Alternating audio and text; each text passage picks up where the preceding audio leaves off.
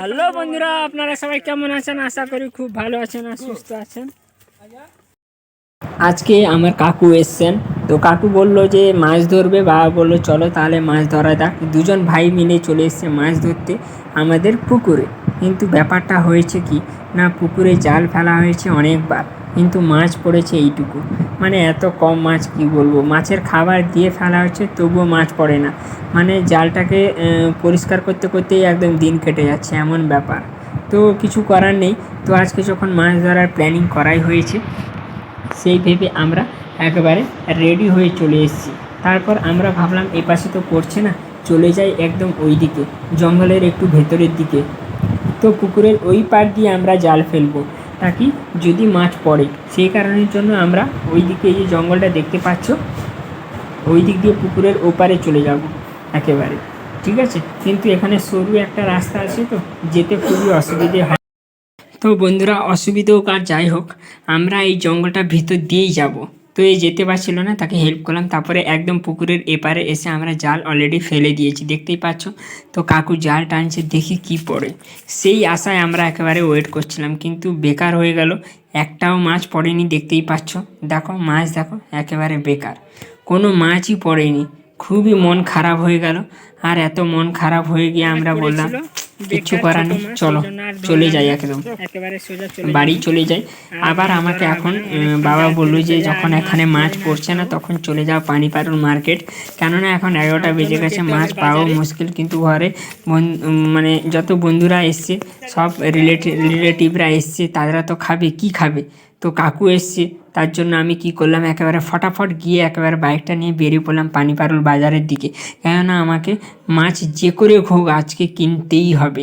সেই কারণের জন্য স্পিডে চলে গেলাম। গিয়ে একেবারে সোজা আমি পৌঁছে গেলাম পানিপাড়ুর মার্কেটে, যেখানে মাছের বাজার ছিল। সেখানে গিয়ে দেখি মাছ শেষ, মাছ কোথাও নেই। আমি তো একেবারে মাথা খারাপ যে কি হবে আজকে, কি করে মাছ পাবো।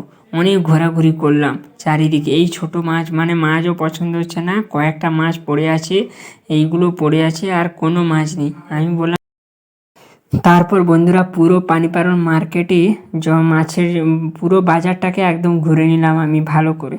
এদিক ওদিক অনেক ঘোরাঘুরি করলাম। ফাইনালি ঘোরার পরে আমি একটা দেখতে পেলাম এখানে সামনে, আর একটুখানি সামনে এদিকে মানে 2-3টে মাছ আছে মনে তো হলো, কেননা অনেকটা ভিড় ছিল। তারপর দেখলাম এরা মাছ কাটছে। আমি ভাবলাম এখান থেকেই, এখানে 2-3টে পিস আছে, এখান থেকেই একটা নিয়ে চলে যেতে হবে।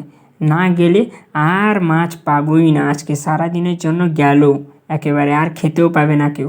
তার জন্য আমি কি করলাম, একেবারে ফটাফট গিয়ে ওখানে চলে গেলাম। বললাম যে ওই মাছের দোকানে, ওই যে সামনে দেখতে পাচ্ছ, সেখানে থেকে গিয়ে আমি বললাম যে 1 কিলো আমাকে মাছ দিয়ে দাও। তো সে দাম রেট সব জিজ্ঞাসা করলো। জিজ্ঞাসা করে আমি ওখান থেকে 1 কিলো মাছের জন্য আবার লাইন দিতে হলো। আমি ভাবলাম যে এমনি পেয়ে যাব, কিন্তু হলো না। তারপর 1 কিলো মাছ ফাইনালি আমি নিয়ে নিলাম। নিয়ে নেওয়ার পরে ওখানে টাকা দেওয়া কমপ্লিট করব। মানে ভিড় অনেকটা ছিল, তো তাই সমস্যা হচ্ছিল যে তাড়াতাড়ি মাছটা যে পেয়ে যাব সেটা হচ্ছিল না, এটাই প্রবলেম হচ্ছিল। মানে সবার কেটে দিচ্ছে, কাটার পরে সবার মানে হওয়ার পরে যারা আগে এসছে তাদের হওয়ার পরে আমি তো মাছটা নিব না, এই হচ্ছে অসুবিধে।